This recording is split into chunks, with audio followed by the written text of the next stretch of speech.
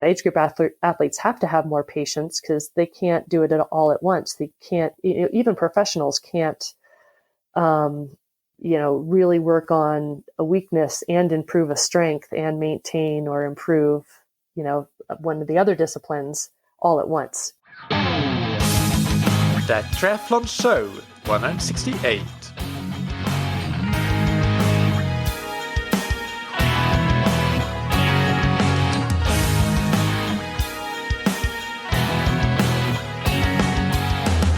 Hey, what's up everybody, and welcome back to another episode of That Triathlon Show, the podcast presented by scientifictriathlon.com. I'm your host Michael, and on today's episode I interview Barb Lindquist, a true legend in triathlon.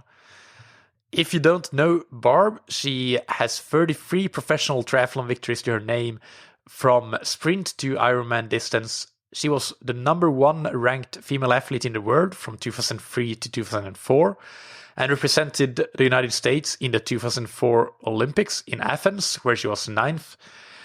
In 2010, she was inducted into the USAT Hall of Fame. She retired from racing in 2005 and then began to coach athletes and also to work for USA Triathlon, where she's famous for setting up the Collegiate Recruitment Program, which is how athletes like Gwen Jorgensen, for example, and other dominating US female athletes were brought into triathlon. So in today's interview, we discuss a whole variety of things, really, ranging from the elite side of things to age group focused aspects. So that's just sort of happened to be the way the conversation unfolded, hence the somewhat generic title of the episode. But you'll just hear for yourself as we get into it, and I think it was a really, really great discussion that anybody can get a lot out from. But before that, a big thanks to our sponsors, Precision Hydration. Precision Hydration makes electrolyte products that help you get hydrated and stay hydrated so you can perform well in training as well as in racing. It's not just for prolonged racing in hot or humid climates. Electrolytes are really important as well now that we are still in the winter season, when you're losing a lot of sweat on the trainer or on the treadmill, to make sure that you can sustain a high intensity, keep the quality of your work going as you go for a long time. Even if you don't go for that long a time, like electrolytes, if you lose a lot of electrolytes in your sweat, and you sweat a lot when you're indoors, which you likely do because most of us do, then electrolytes can be the difference between having a good workout and a great workout. And also it's great for recovery between workouts, as I mentioned, especially in the last episode, and especially if you do 2 workouts per day. Rehydrating with precision hydration between workouts is something that I started doing recently, and I'm seeing great benefits from that. So check out Precision Hydration on precisionhydration.com. You can take their free online sweat test to get your individualized hydration strategy for training and racing, and use the code THATTRIATHLONSHOW, all one word, all caps, to get your first box for free. All right, let's hear from Barb Lindquist. Today's guest on That Triathlon Show is Barb Lindquist. Welcome to the podcast, Barb. Thank you. It's great to be here. It's great to have you. And in the public eye, I think that you're probably one of your most recent and famous achievements is the work that you've done now after your racing days with the Collegiate Recruitment Program that has been so successful for USA Triathlon and produced many world-class athletes. So can you tell us about, just give the listeners that may not know about it, tell them what it is, and tell us about the results that you've had. Sure. So the Collegiate Recruitment Program is a program we started in 2009. After I retired from racing in 2005, I started working for USA Triathlon as the elite development coach. And as when you're part of a big organization, you have to put in yearly goals. And one of my goals was, if somebody wanted to methodically recruit collegiate runners and swimmers into the sport of triathlon, how would you go about doing it? And my boss at the time liked the idea, and he said, how'd you like to make this your job? And so basically what I'm looking for are collegiate runners and swimmers who have a background in the other sport, so that when they're done with their NC2A collegiate careers, they can come on over to triathlon, and we're transferring that single sport talent into multi-sport. And the reason I kind of looked at that is that all of our Olympians for triathlon in the US at that time, so in the 2000 Olympics and then 2004, all of them either swam or ran in college, and all except Hunter Kemper came over to the sport, came over to triathlon after college. Was there and so the fairly collegiate recruitment fairly program, equal? Sorry, was there a fairly equal distribution between swimming and running in terms of backgrounds, or is it skewed one way or the other? Yeah, it's interesting. The women had swimming backgrounds and the men had running backgrounds, except for Andy Potts, who was in 2004. He swam at the University of Michigan. So it's interesting that, yeah, the women, we all came from swimming backgrounds. Okay. And so go on then and tell us about the results that you had setting, and how you went about setting up that program.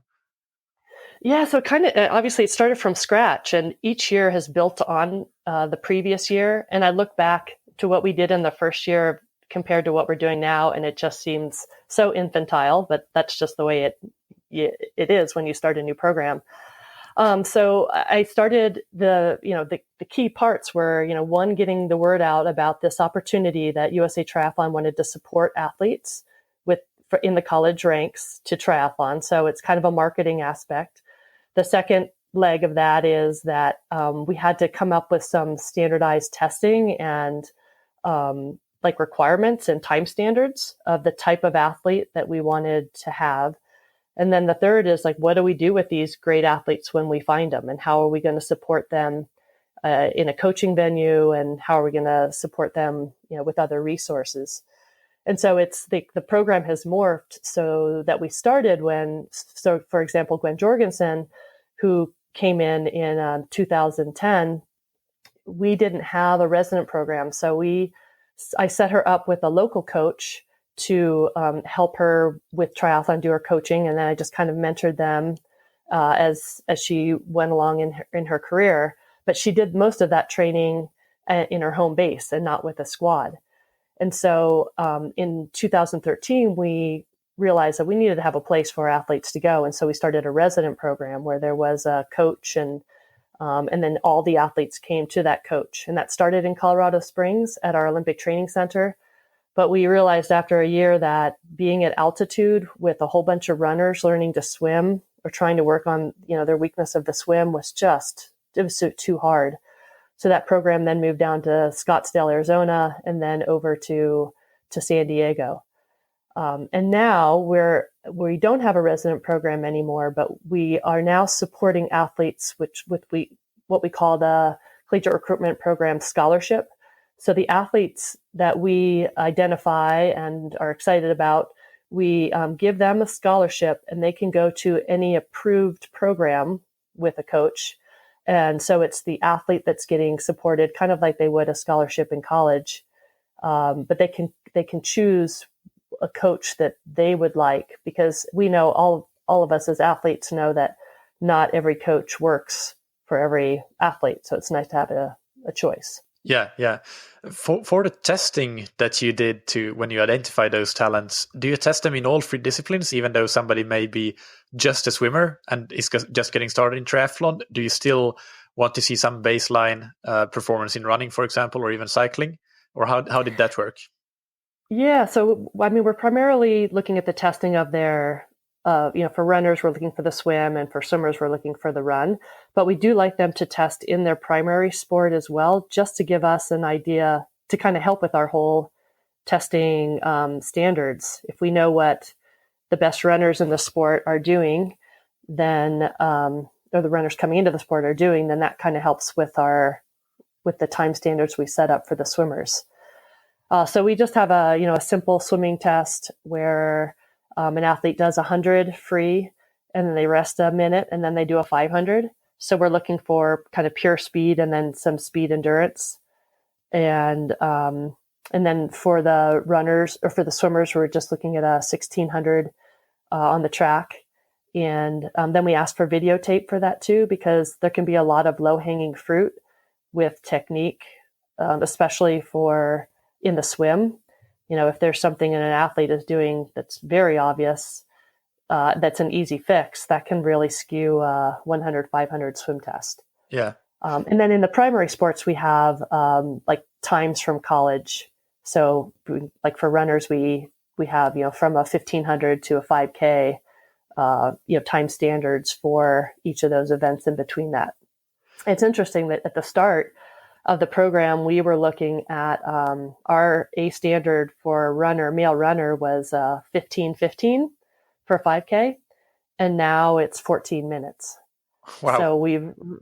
So we've really tightened it up. Some of that of the demands of competition, like the men are running faster than they were, a decade ago. So that's always kind of shifting our standards. But too, realizing, those guys are running so fast. If we're going to invest in somebody, we're investing in medalists. That's what we're looking for, is that diamond in the rough.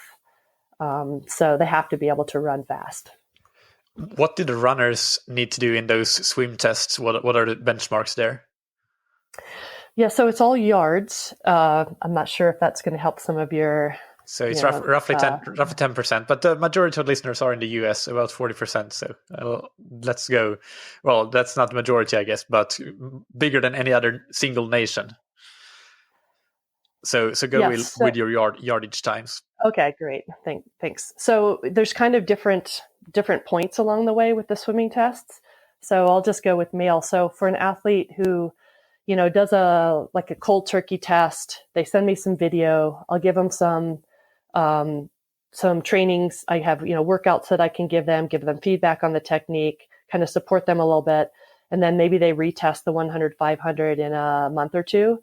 And if they can do for male, like 58 seconds, and 5:45 for a 500, then we start to invest a little bit, more resources into them. If they are to reach, obtain a scholarship, so there's different kind of layers. So if an athlete is going to receive money, get to go train with a coach, kind of as training as a full-time triathlete, like an elite would, for the male, it would be a 56 and a 5:25. I just quickly did the math in my head there, and I think we're talking roughly 107, 108 in meters per 100 meters, and maybe 620. This one is more difficult for me, but around about 615 to 625 perhaps for the 500 if we convert it to meters again.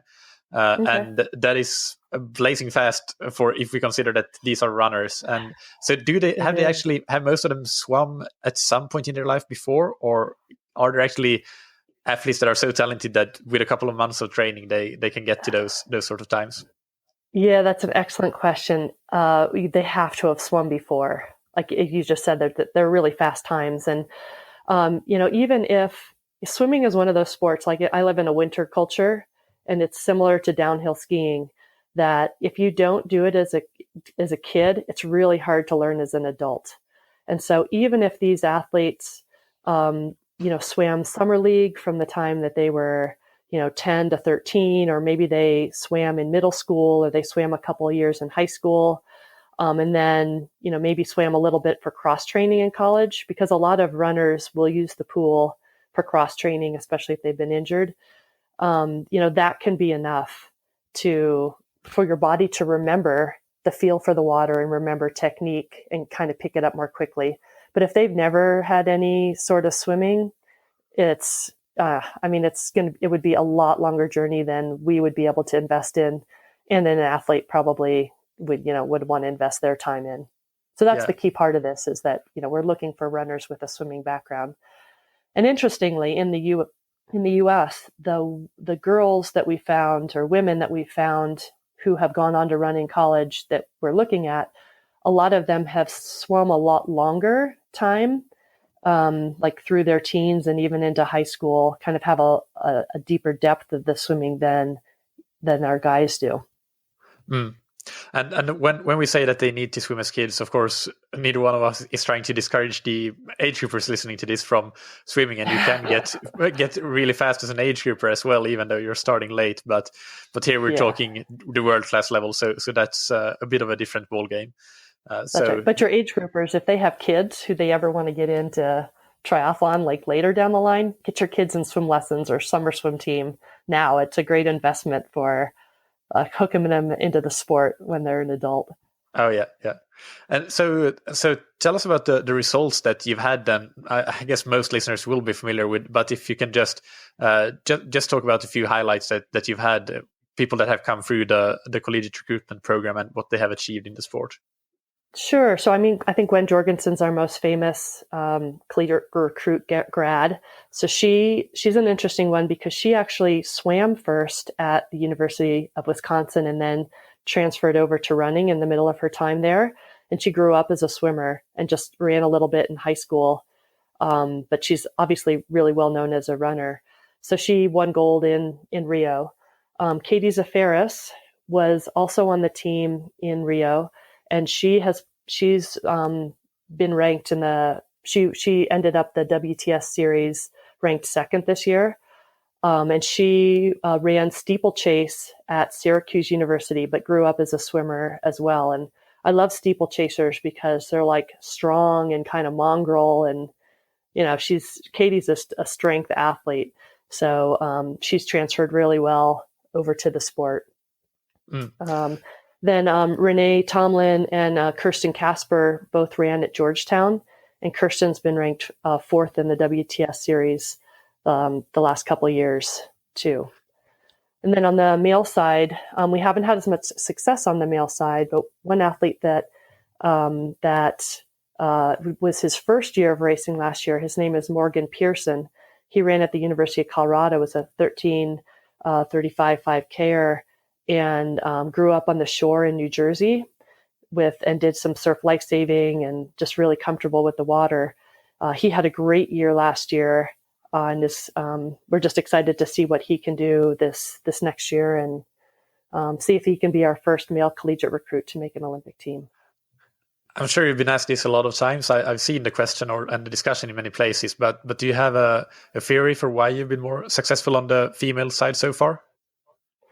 Yeah, a couple theories for sure that I have. One I mentioned earlier that the women in the U.S. it seems they have more depth of swimming time, and I think that's if you look at USA Swimming, the men/boys like they start to drop off a little bit more in their teen years. Maybe swimming isn't quite as cool of a sport, and in the U.S. we have so many other opportunities between baseball, basketball, football. For guys to do. So the runners that we do have that have a swimming background, they have just a little bit less depth than the females. And so it just is a little bit, might take their swim a little bit longer to kind of come around. I think the depth of the men, the WTS is deeper too. So it's just kind of harder to break through that as well. And then one of my own theories too, is that I think sometimes, it's, perhaps like harder for a guy to if you're breaking into a sport and you're used to being successful at your running, and you're coming in and getting beat all the time. I think, years and years of that maybe, that might be harder for a guy than a female. And especially like our females, they break through more quickly. I think it's just harder to have that, that longer path, harder for anybody, but maybe more so a male. Yeah. So switching gears a little bit, you ended your own racing career. What year was that exactly? I retired in 2005 in November. And what do you think has changed in training, racing, and high performance coaching since those days of your own racing? Yeah. It's interesting to be on the, athlete side back then and now on the coaching and even the USAT support side of things. I think one of the obvious things is that triathlon has become more Eurocentric. When I was racing, the Australians were the ones to beat. And that's kind of why I went for 8 winters. I went to Australia to race their Formula One series in the winter because, to be the best, you got to go race the best. And so I went and did their whole national series for 8 years because they were the ones to beat. And I wanted to learn from them. And so I think like that's one thing that's different. Like I think I only raced 5 times in Europe over my career. And like one of those was a world championship and the other 2 were in Athens, the test event and the Olympics. But now, I mean, athletes can race, that many times for sure in one season. Yeah. So that's definitely one thing that's changed. And I think athletes, I think the federations are supporting athletes better. At least I know USA Triathlon is, that what we can provide for elites now versus what I received back in my racing days it's a big difference. And I think that's just, we have more support from the United States Olympic Committee, and the high performance department is bigger with more resources to help out athletes. And I think that'd be true across the major countries too. And is there anything in the training itself of the athletes that you think has changed, or maybe race tactics or race dynamics that has changed? Yeah, well, I mean, when I raced, I was, obviously I came from a swimming background in college, and I came into the sport, and I don't know if it was the perfect storm, but there were, 2 or 3, 4 other women around the world who also had a really strong swim. So we could get out of the swim, have a breakaway of 20 seconds, and turn that 20 seconds into 3 minutes sometimes at the start of the run in a draft legal race. And, I sometimes think or hypothesize, what if we were racing now? Like, would we be able to do the same thing? Or has the level of the swim or the overall the level of the swim improved for everyone across the world? And would they not, would that small gap not be there? And, has their level of the bike strength improved so much that we wouldn't be able to stay away? A small group of 3 or 4 wouldn't be able to stay away from a pack. So I mean, that's when I was racing, like in the women's races, it was, definitely we had a swimmer bike pack that could create a really sizable gap on the next group. Yeah. Well, we only need to look back to the 2017 season, I guess, with Flora Duffy and what she was doing, and oftentimes pulling 1 or 2 other athletes. But it is still possible, and has been, especially on the female side with her in there driving the bike. But it's I guess not so much creating the breakaway on the swim, but in the transition, being up there at the front in transition, and having a really fast transition, and then just going hard from the start on the bike. That's right. Not being afraid of that. Yeah, it's great. Yeah, she's been fun to watch. On the training side, or things around training, like recovery, nutrition, that sort of thing, do you think that things are done differently at all these days, or is it fairly similar to what you were doing? Yeah, it's hard to say because, I mean, I wasn't a big numbers person, science person with the training that we did. My husband was my coach. He didn't have a sports science background. So, and I think it's a lot more science oriented now. Maybe more that science versus, I mean, there's still some art to it, but from what I see from, with how USAT supports, it's a lot more science oriented. But I don't know if that was just me, and that we were less science oriented back then, and, more the art and experience and focused. Mm. What is something that you've learned now these days as a coach yourself and a part of the USAT support, that you learned since your own racing days, and perhaps something that you changed your mind about since those days, and that anything really, whether it's training or racing related? Yeah, that's a really good question. I think still, I love this sport, and that the people in the sport, there's not egos. They're just a lot of kind of normal people doing this crazy lifestyle.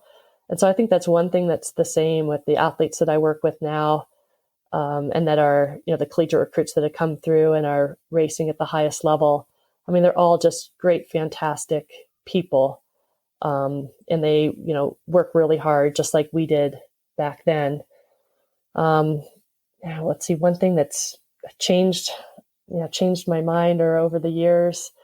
I think one thing that's kind of maybe surprising to me is that there hasn't been more team tactics of, setting up one athlete for success, that more countries haven't done that, like in cycling. I mean, we talked about that, way back a decade plus ago when I was racing. And I think we've talked about that for years now, but it hasn't been the default of the countries. So we're still individual sports, individual athletes, racing for your country. Yeah. And where do you see elite triathlon developing in the next 5 or 10 years? Are there any big changes that you see happening, or which direction do you think that things will take? Yeah, well, it's super exciting that the mixed relay is going to be debuted in Tokyo. And I think that could, that could change the type of athletes that are going to be racing in the Olympic distance, even because, there's such a power speed component that's needed for the mixed relay. And that's usually, you think about younger athletes, like more early 20s versus late 20s, early 30s. You think of those type of athletes, those younger athletes having more of that power speed component. So I think one thing that we might see are gearing down that more younger athletes are having success across the international stage. And certainly over the last couple of years, or more than that, ITU has had more sprint triathlons at the WTS level. I think that, I was trying to think, but last summer I did a sprint triathlon, like a local one. And I think that might have been my first ever sprint triathlon.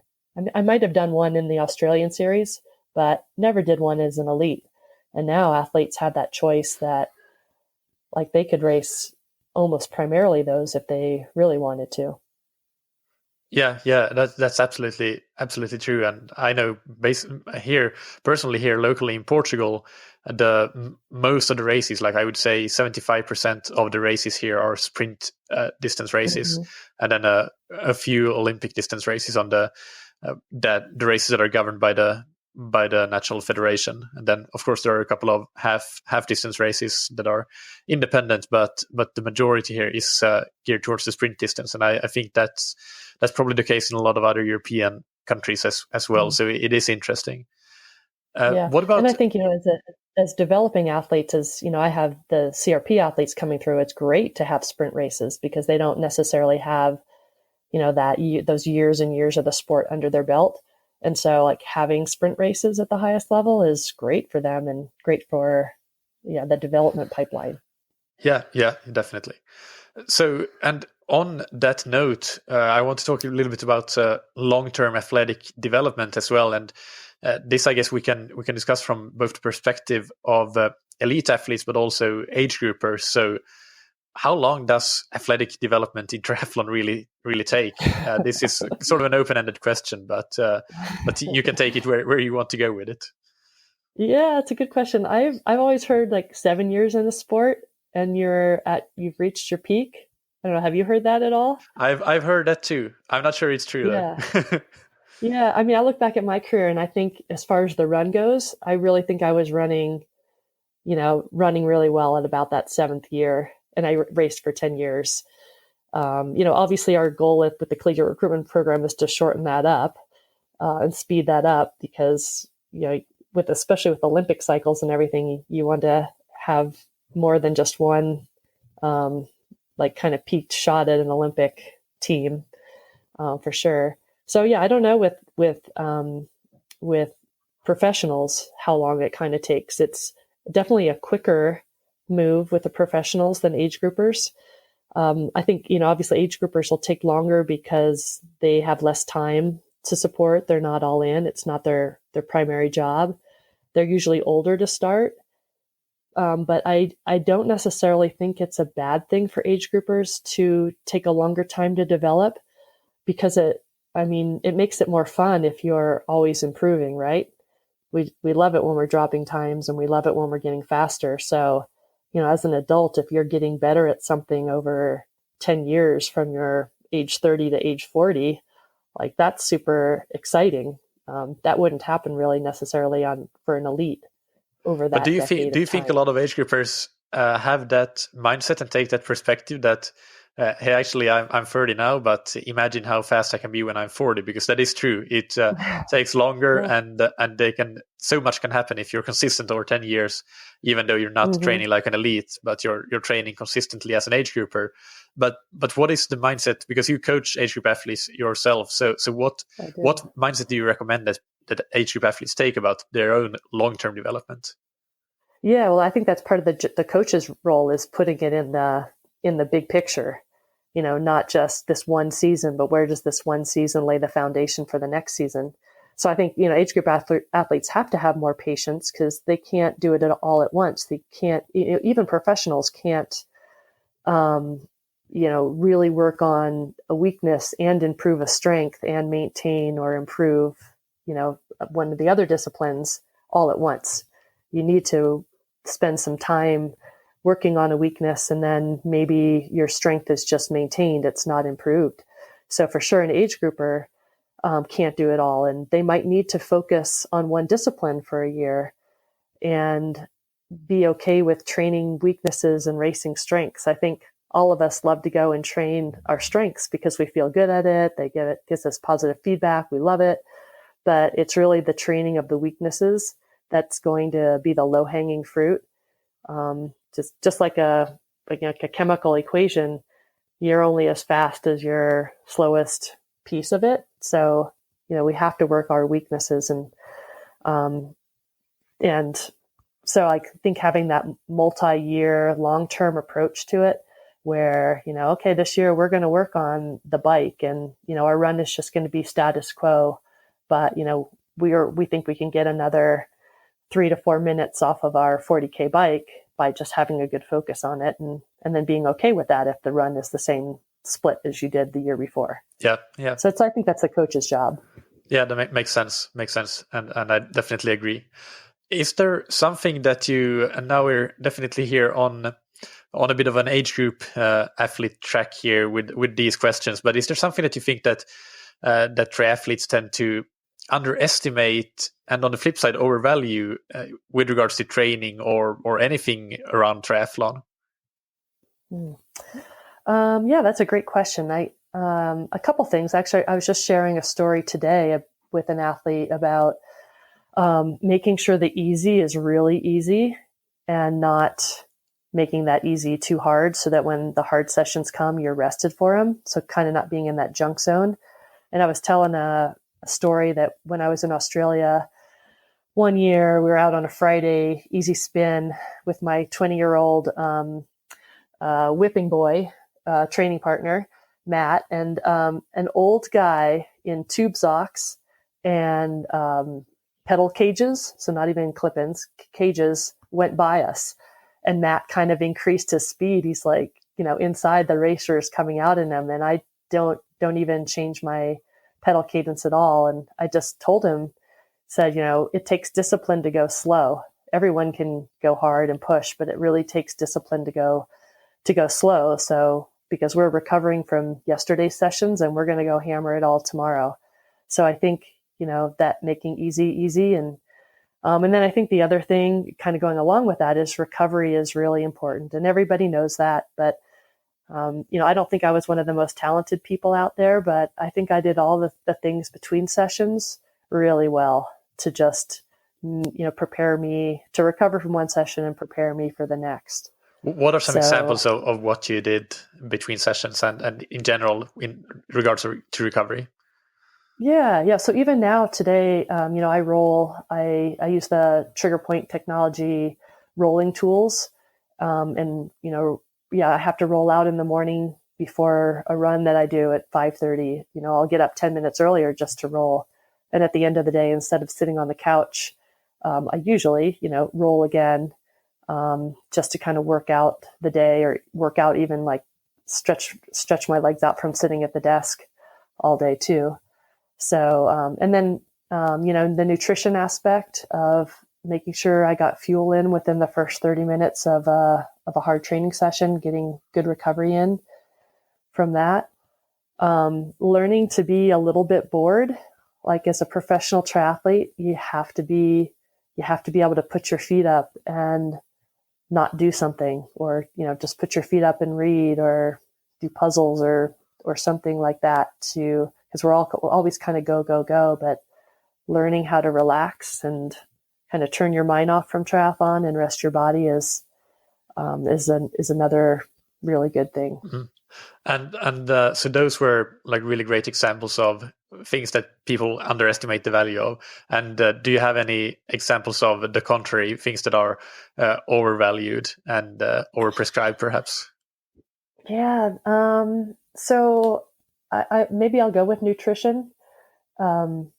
Like, I don't, I had a drink mix and recovery mix and things like that, but I got most of my fueling from just regular foods, and not from, bars and a whole bunch of supplements and all that. So I think maybe people,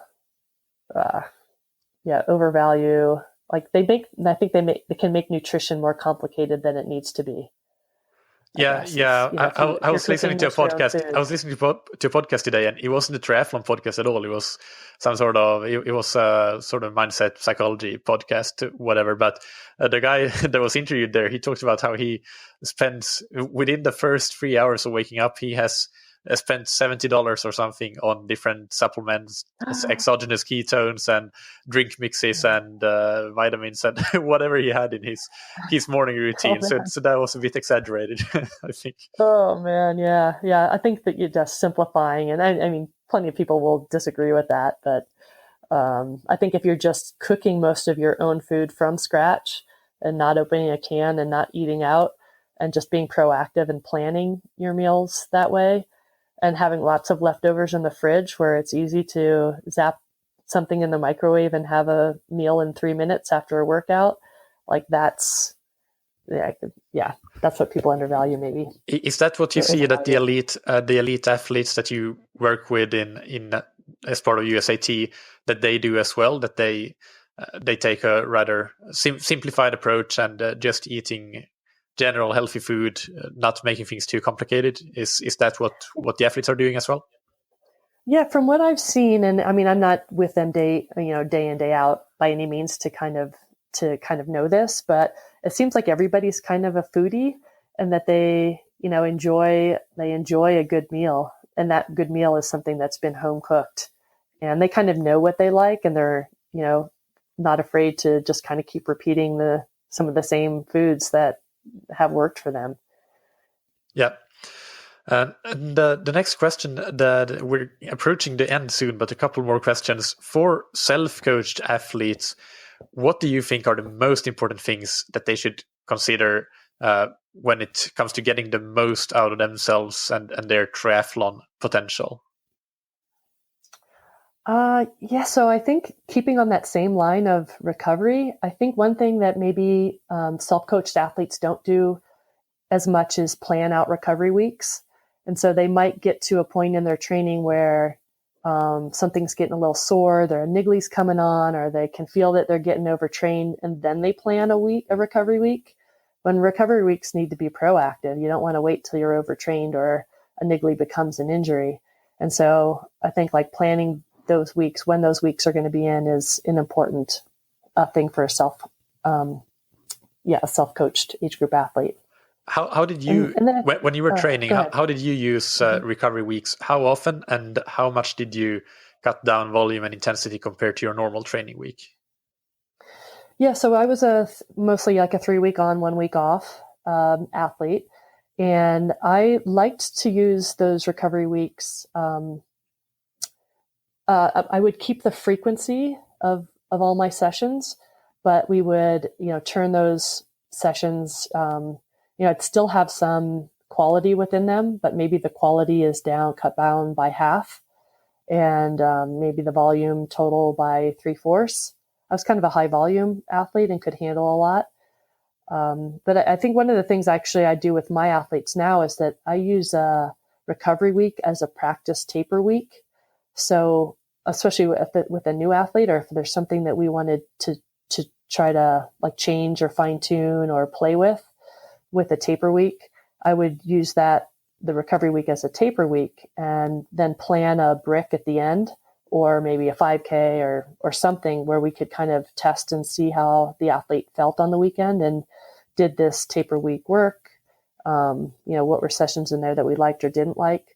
I think that's another area that self-coached athletes can kind of play with a little bit more, is being really confident in what their taper looks like. And I tell my athletes, like, they should be bored in taper week. It's pretty much these same type of workouts, maybe a twist here or there, depending on how tired they came into that taper week or where we are in the season.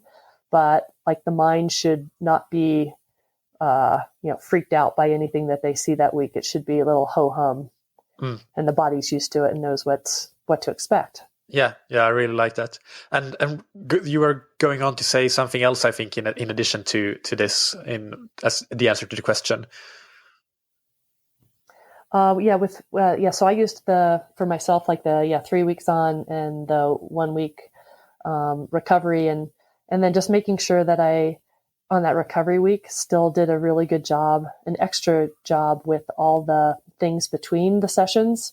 So the rolling, the yoga, or stretching, or whatever it is, or sleep, so that I could get ahead. So it's not like just maintaining all the time, but just trying to even get a little bit ahead for the next block that's to come. Yeah.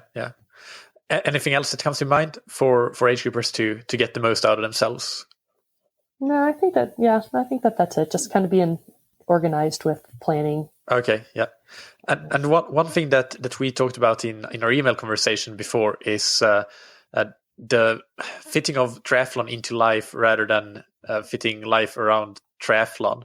So can you expound upon that a little bit and discuss how age group athletes can do that, and how you help your coached athletes with that?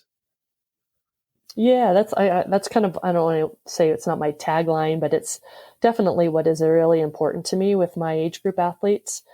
Because even when I was a professional, triathlon was not the number one priority in my life. My number one priority was my relationship with God. My number two priority was my relationship with my husband, and triathlon was the third priority. And I often prayed to God and said, like, if that balance ever gets out of order, please whack me upside the head and to get it back. So, as a professional and ranked number one in the world, if triathlon's not my number one priority, that's something that's super important for me to make sure my age group athletes understand and have in their life. Like, balance is really important. And so in order to fit triathlon into my athlete's life, I have to know about their lives. And so I really feel with my athletes that, I know about their work commitments. I know about their kids and their kids' scheduling. I know about their passions outside of triathlon, because they have lives outside of even work and family and triathlon. They have other things usually that they like to do. And then, what their priorities are. And so, I really feel, I have a great relationship with my athletes. And, for some of them, I'm called mom coach, because it's, maybe more than just triathlon stuff, just making sure that their priorities are in line and just kind of helping them with that.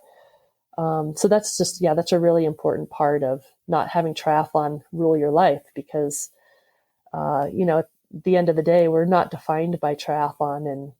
And that was a really big thing too for me with racing, is that, my self-worth was not wrapped up in a race result. My self-worth was wrapped up in that the creator of this world loves me as his child. And that's where I got my feelings of self-worth from, and my value. And so if I can start at the starting line with that in mind and with that in my heart, then the race result in a way doesn't matter. And I had this freedom to just go out and be risky and just kind of go for it. I didn't have any fear when I was racing, because my self-worth and identity was kind of taken care of. So trying to kind of convey that to, share some of those lessons that I learned with keeping triathlon in its right place, sharing those with my athletes is something that I think that can help them, fit triathlon into life. Yeah, have a better overall perspective, I guess. And if you don't have the right perspective, then let's say you have to miss a session, then that can really mess with your head if you don't understand that, well, it's just one session out of 365 or however many I'm going to do this year. So it's not the end of the world. It's not going to make a difference at the starting line 2 months from now. Of course, being consistent is important, but you also need to be consistent, but with the right perspective. Does that sort of sum up your thoughts there in some way?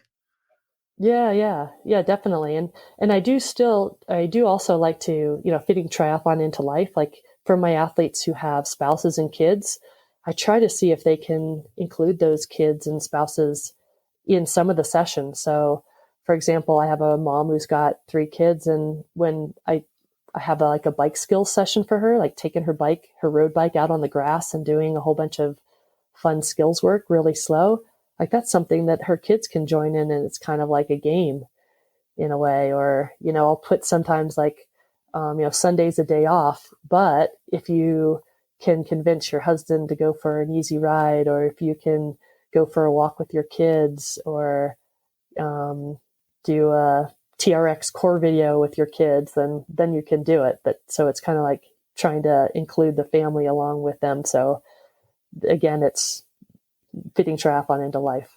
Yeah, I think that's a really great point, and something that of course I think that in many families that's already a case, that if one partner is athletic, then the other might also be. But for those where that's not the case, then that might be something that perhaps is possible to integrate in some way as something that you do together, even if it's not triathlon specifically, but just getting moving and doing something. So that's a really great point as well. So let's wrap up with the rapid fire questions and take 15 seconds or less to answer these. And the first one is, what's your favorite book, blog, or resource related to triathlon? I love the book Magical Running, and it's by Bobby McGee, who was my running coach for a couple of years towards the tail end of my career, and he's a coworker at USA Triathlon. And it's kind of on the mental skills. It taught me how to think like a runner, but you could apply it to triathlon too. I'm really going to put that on my list. I did not know that. I know Bobby McGee very well from the outside, but I did not know that he had offered a book. So that's definitely going on my list. What's a personal habit that's helped you achieve success? I think I'm really good at being in the moment. Like I'm a planner, but I really enjoyed each session for its own merit, and not necessarily for its bigger piece in the whole puzzle. Like you had said, somebody has a bad workout, they kind of get wrapped up in it.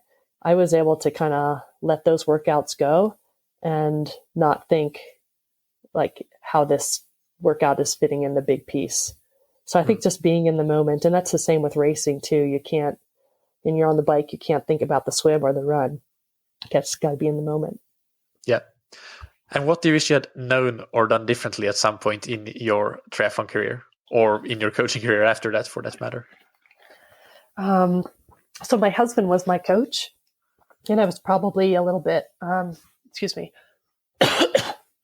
probably a little devil's advocate with him sometimes.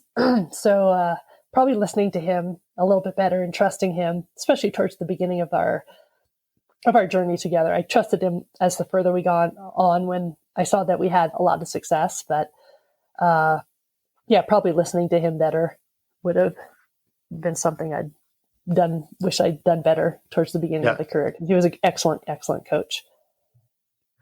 So where can the listeners go to if they want to find out more about you and your coaching? Tell us what your website is and any social media that you might have, and we'll also link to all of that in the show notes.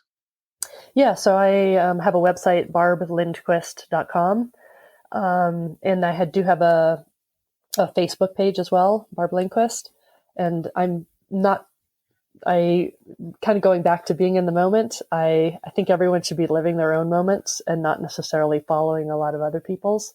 So I don't do Twitter or Instagram except for USAT. Like I have a Collegiate Recruitment Program has Twitter, Instagram, Facebook accounts. So if people wanted to follow that, they could see a little bit more.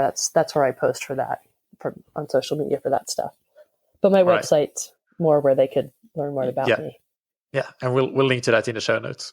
Thank you so much, Barbie. It was really great for you to take the time to chat with me today and tell the listeners about all of these things about age group athletes, but also what you've done for elite coaching in the USA and the Collegiate Recruitment Program. It's been great to hear more about all of the things that have been going on behind the scenes. So really appreciate it. Thank you. Yeah, my pleasure. And thanks for what you're doing for the triathlon community of all your podcasts. It's really great to bring the education side and just, connect us all better in this world. So there you go. I really hope that you enjoyed that interview. As usual, you can check out the show notes on thattriathlonshow.com. And if you have questions or comments, leave them there. One thing that I wanted to mention here before we sign off for today is that I was recently a guest on 2 different podcasts. So I wanted to mention them so that you can check them out if you want to. The first one was Try Swim Coach, episode 131, where we discussed Seiler's hierarchy of endurance training needs. Plus, we discussed a bit of my own athletic and coaching background as well. But I've talked about Seiler's hierarchy of endurance training needs before on this podcast. But in this episode on Try Swim Coach 131, I'll link to it in the show notes and episode description. We go into it again and my most up-to-date opinions on it, I guess.